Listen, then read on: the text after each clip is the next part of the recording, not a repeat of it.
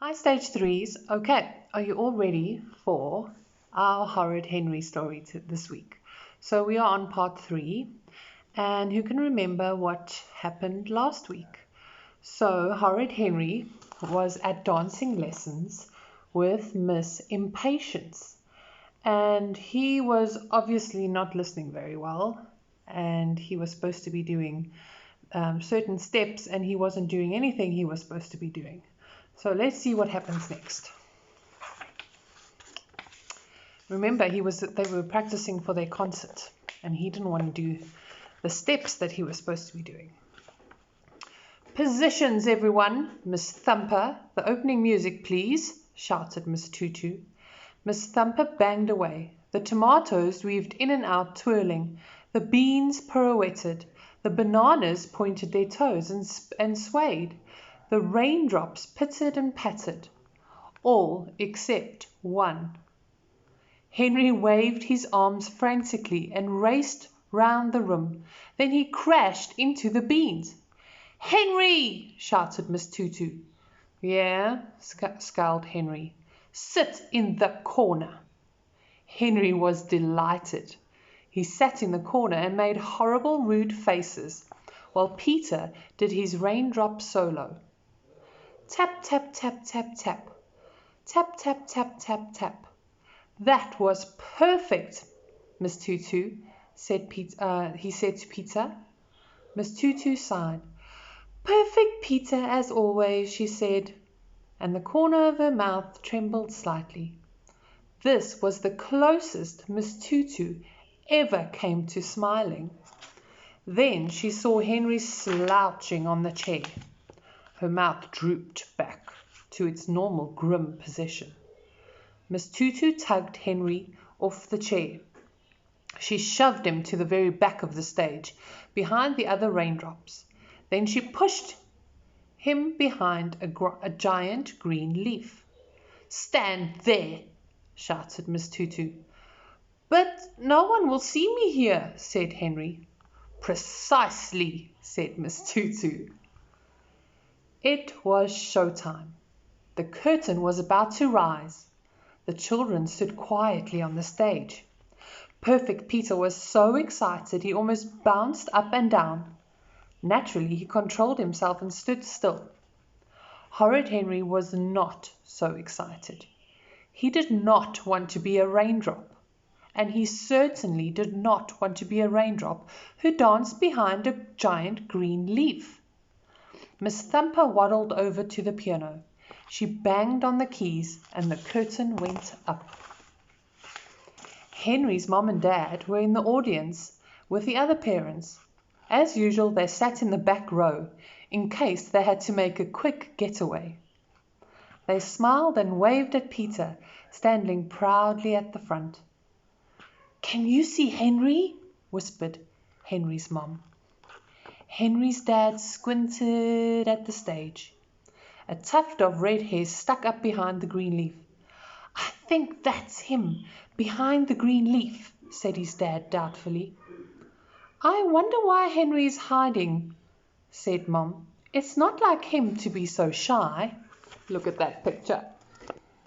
Look at Henry standing there behind the green leaf, and Perfect Peter standing right in the front of the stage.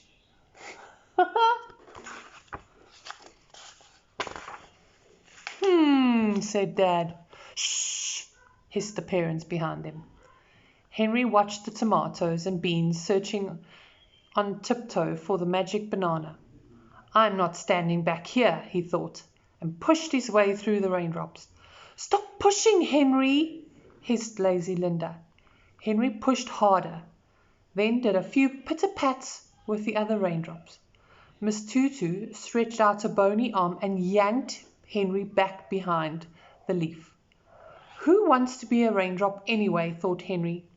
"I don't, and I won't." The tomatoes weaved in and out, twirling. The beans pirouetted.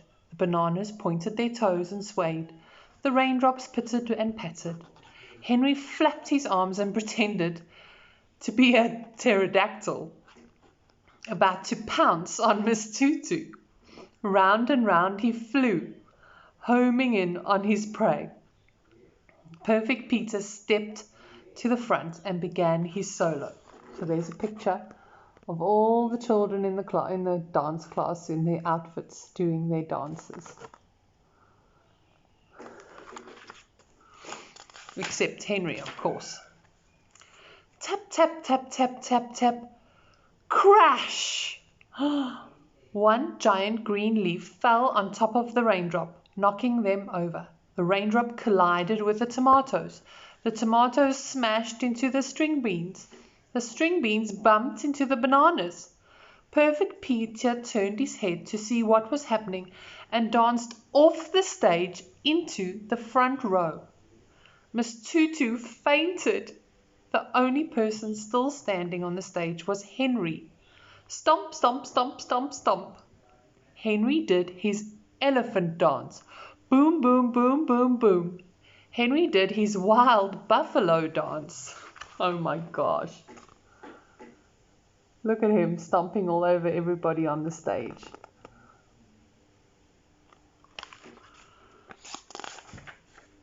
Peter tried to scramble back on stage, and the curtain went down. There was a long silence.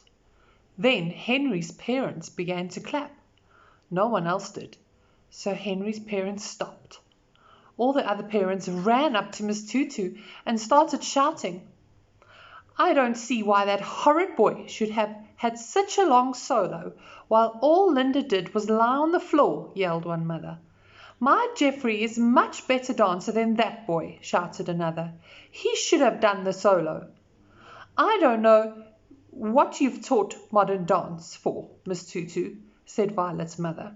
Come, Violet, she added, sweeping her from the floor. Henry! shouted Miss Tutu. Leave my dance studio at once. Whoopee! shouted Henry. He knew that next Saturday he would be at karate class at last. So Horrid Henry got his way and would never ever go to dance class again, because he was so naughty at the concert. Let's see what next week's story is going to be about. Horrid Henry and Moody Margaret.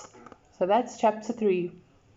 And you'll have to wait till next week to hear about Horrid Henry and Moody Margaret. Hope you enjoyed that story. Bye.